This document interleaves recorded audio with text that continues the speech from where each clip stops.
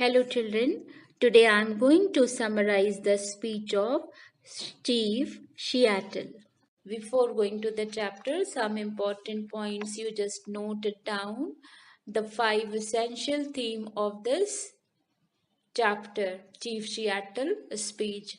First is attachment of Red Indians to their land. Second is supremacy of white man.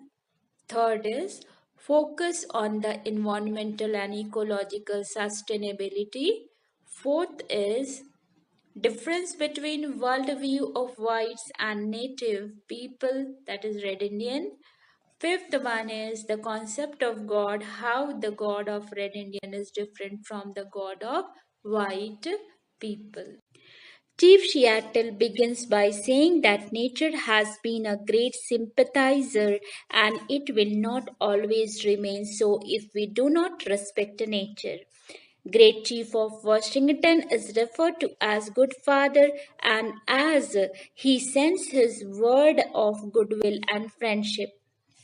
Chief Seattle says that the great chief does not need their friendship, and it is greatness of the Washington chief as he has extended the hands of friendship as they are more powerful and strong than the Red Indians.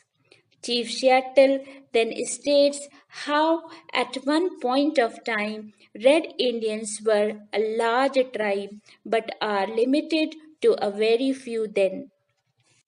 But instead of mourning the fact, Chief Seattle wants to look forward. He points out how youth is impulsive and therefore indulges in warfare, which destroys the family and nature and makes the world and nature suffer. So Chief Seattle suggests that the white men and the native people should never think of hostility. Then Chief Seattle mentions that the God of the white man is not the same as theirs, as the white man's God only protects the whites and forsakes the red Indians. He moreover says that the God of the white man is partial to the red Indians. He emphasizes that these two races have distinct origins and therefore there are many differences between them.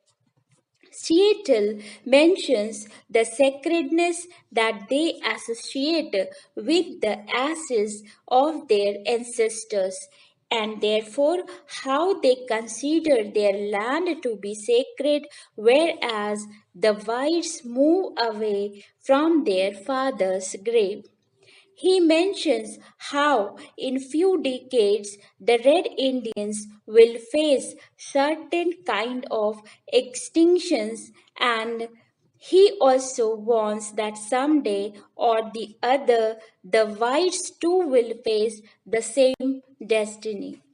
Then Chief Seattle accepts the proposal of acquisition of land of the governor of Washington but puts forward a condition that they will not be barred from visiting the ashes, the tombs of their ancestors, as the land is sacred to them.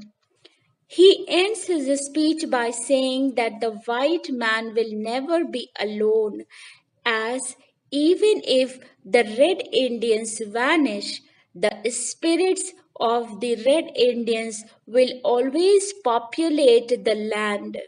He further requests the white men to deal with the land sympathetically, as for him the dead are not powerless and the people who die merely change world.